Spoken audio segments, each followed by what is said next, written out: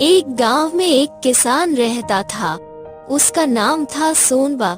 सोनबा बहुत गरीब था, स्वभाव का सरल भी था। अपना काम, मुख में हमेशा राम राम ऐसी उसकी आदत थी। राम मंदिर में भजन, श्रमदेव का पूजन और दयामय, यही उसकी दिनचर्या थी। अच्छा सा खेत खलिहान तथा बैलगाड़ी उसके पास थी। उसका पड़ोसी लखोबा सोनबा से जलता था। सोनबा का सुखी जीवन लखोबा को फूटी आंख नहीं भाता। फिर लखोबा ने कुछ तय किया। सोनबा को मजा छका कर ही रहूंगा। सोनबा को एक दिन फंसाना ही पड़ेगा, लेकिन ये होगा कैसे? उसने बहुत सोचा, फिर आखिरकार उसने सोच ही लिया और वैसा ही करने को मन में ठान लिया।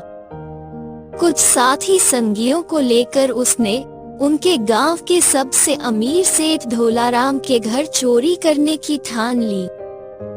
उन्होंने धोलाराम सेठ के यहाँ चोरी की, सोना, गहने, जेवरात चुराए। रात का समय था, पूरा गांव नींद में था। उसका इरादा ये था कि चोरी वह करेगा और चोरी का माल सोनबा के घर छुपाकर उसे पकड़वा देगा। उसने चोरी का माल चुपचाप सोनबा के आंगन में गाड़ दिया और सब घर चले गए। लखोबा मन ही मन हंसते हंसते सो गया। आज तो मुझे चैन की नींद मिलेगी। दिन निकला, सेठ जी उठे। उनको पता चल गया कि उनके घर में चोरी हुई है। पहले ऐसा उनके घर कभी नहीं हुआ था। उन्होंने पुलिस में जाकर रपट लिखवाई। पुलिस आई। पुलिस ने आते ही खोज शुरू की।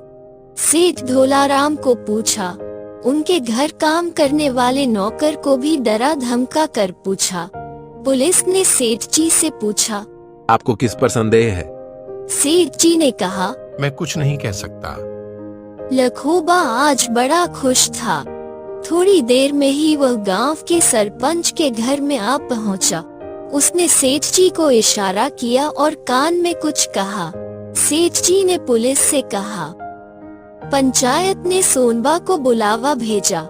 सोनबा के आते ही पुलिस ने पूछा। उसने कहा, भगवान कसम मैंने चोरी नहीं की। लेकिन लखोबा ने बताया कि सोनबा ने आंगन में कुछ गाड़ा है, मैंने देखा है। पुलिस सोनबा को लेकर उसके घर आई। आंगन में खोदकर देखा तो माल मिल गया। सोनबा की समझ में कुछ नहीं आया। ये हुआ कैसे? उसकी बुद्धि काम नहीं कर रही थी, लेकिन अब करेगा क्या? सोनबा को भगवान पर बहुत विश्वास था, सत्य पर भरोसा था। न्याय हमेशा सच के ही पक्ष में होगा। उसने ये सीखा था जरूर, लेकिन चोरी हुई थी और तोहमत उस पर आ गई। उसे याद आया, उस रात तो वह भजन कर रहा था साथियों के साथ राम मंदिर में। गांव के पटेल जी भी साथ थे, उनके साथ ही घर लौटा था। ये जरूर किसी की साजिश है, मुझे फंसाने की। अब क्या करे? एक ईश्वर ही है गरीबों का पालनहार, उसको दया आई तो सब ठीक होगा।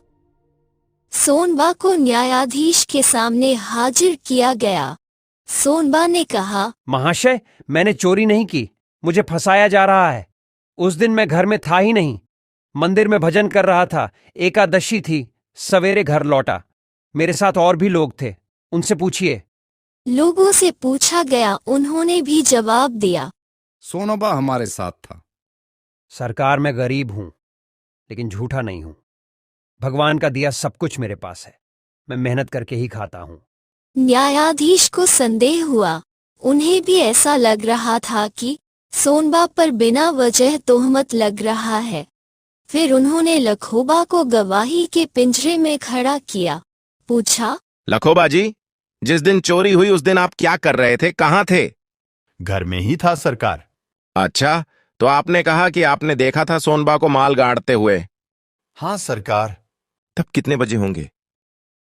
रात के 12 बजे होंगे। लखोबा ने जवाब दिया। कल रात को गांव में भजन हो रहा था। हाँ, हो रहा था। एकादशी या अन्य कोई उत्सव पर्व पर भजन होता है। रात भर भजन चलता है?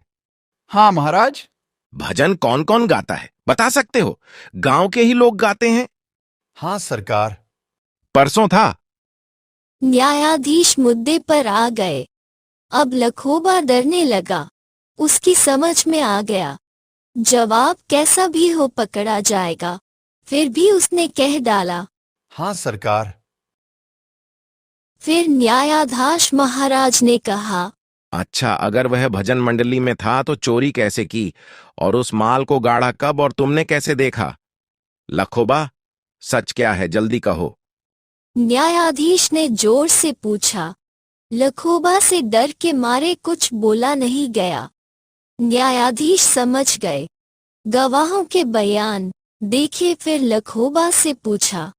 उसने कबूल कर लिया कि चोरी उसने की और साथियों के नाम भी बताए। चोरी का अपराध सिद्ध हो गया। दूसरे दिन न्यायाधीश ने अपना निर्णय सुनाया। सोनबा को बरी कर दिया गया। लखोबा को सजा सुनाई, 3 साल की सश्रम कैद।